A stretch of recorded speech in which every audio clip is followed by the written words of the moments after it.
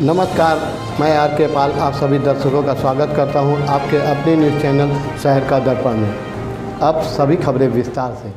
लखनऊ में आज UGC regulation के विरोध में सवर्ण मोर्चा के बैनर तले प्रदर्शन शुरू हुआ। बड़ी संख्या में कार्यकर्ता एकत्र होकर नारेबाजी करते हुए अपना विरोध दर्ज कराने पहुंचे। प्रदर्शनकारियों का आरोप है कि प्रस्तावित यूजीसी रेगुलेशन से शिक्षण व्यवस्था और भर्ती प्रक्रिया पर प्रतिकूल प्रभाव पड़ेगा। प्रदर्शन के दौरान हालात उस समय तनावपूर्ण हो गए जब पुलिस ने भीड़ को आगे बढ़ने से रोकने का प्रयास किया। इसी बीच प्रदर्शनकारियों और पुलिस के बीच तीखी नोकझोंक हुई, जो धक्का मुक्की में बदल गई। मौके पर अफरा तफरी का माहौल बन गया और कुछ प्रदर्शनकारियों के कपड़े फटने की भी सूचना है। स्थिति को नियंत्रित करने के लिए पुलिस बल की अतिरिक्त टुकड़ियां तैनात की गईं। अधिकारियों ने बताया कि कानून व्यवस्था बनाए रखने के लिए आवश्यक कदम उठाए गए हैं। फिलहाल मौके पर तनाव बना हुआ है, लेकिन स्थिति नियंत्रण में बताई जा रही। सवर्ण मोर्चा के पदाधिकारियों ने चेतावनी दी है कि यदि उनकी मांगों पर विचार नहीं किया गया तो आंदोलन को और तेज किया जाएगा। वहीं प्रशासन ने प्रदर्शनकारियों से शांति बनाए रखने और वार्ता के जरिए समाधान निकालने की अपील की है। आइए देखते हैं एक रिपोर्ट।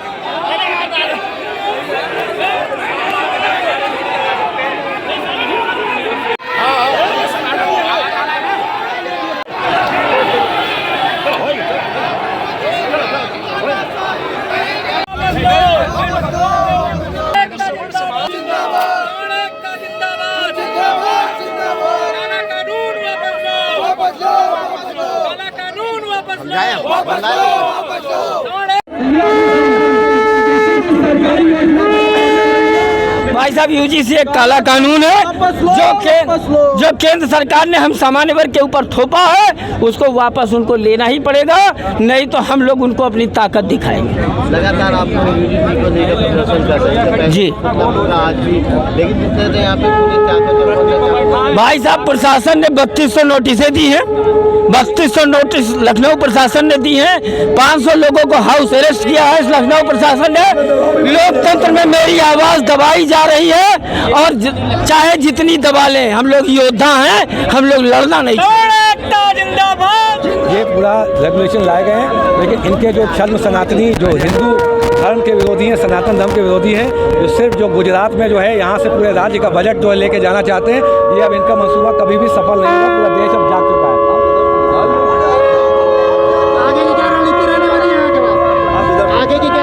आगे की रणनीति पूरे देश में आंदोलन आप देख रहे हो ही रहा है, लेकिन ये देश में भाजपा की सरकार, भाजपा की नहीं बोलेंगे, विदेशी जनता पार्टी जो बीजेपी जो है, विदेशी जनता पार्टी की सरकार खत्म हो चुकी है।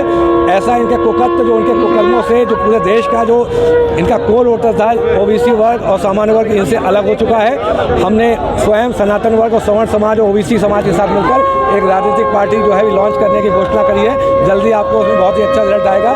संघ, इनका जो संघ होता था वो 2 भाग हो चुका है, 2 विचारधाराओं में बढ़ चुका है। संघ और बीजेपी विदेशी जनता पार्टी खत्म हो चुके हैं। जल्दी हम लोग उसका एक राजनीतिक विकल्प लेकर देश में हम प्रस्तुत हो रहे हैं। क्या आप कोई पार्टी भी ज्वाइन करने वाले हैं? पार्टी ज्वाइन नहीं, हम लोग जो है सवर्ण समाज, सनातन समाज, जनरल ओबीसी और SC ST सनातनी जितने भी लोग हैं मिलके जो इनसे अलग हो चुके हैं, इनका कोर वोटर अलग हो चुका है, हम राजनीतिक विकल्प के रूप में हम स्वयं एक राजनीतिक पार्टी को जल्दी ही बाकी बिहारी भगवान के आशीर्वाद से देश के समक्ष प्रस्तुत कर रहे, लॉन्च करने जा रहे हैं। सवर्ण समाज प्रताड़ित हो रहा है, झूठी शिकायत हो जाए।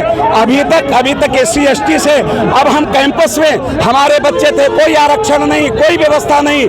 अपने संघर्ष के दम पर, अपने पढ़ाई लिखाई से, अपनी मेधा से, अपनी शक्ति से ऊपर जाते थे।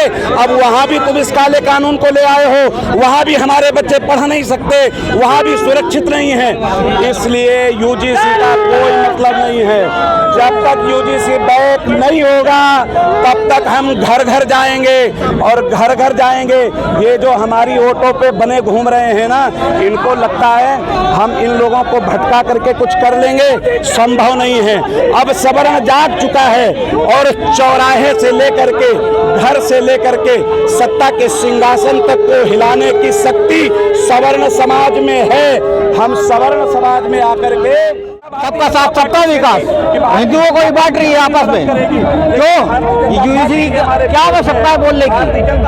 SC एक्ट जब था तो यूजीसी का नया एक्ट लाने की आवश्यकता क्या थी? क्या कितना दबाएंगे सवर्णों को?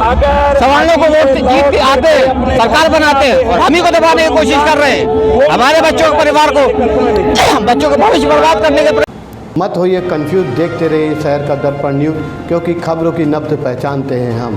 फिर अगले बुलेटिन में मुलाकात होगी, तब तक के लिए नमस्कार।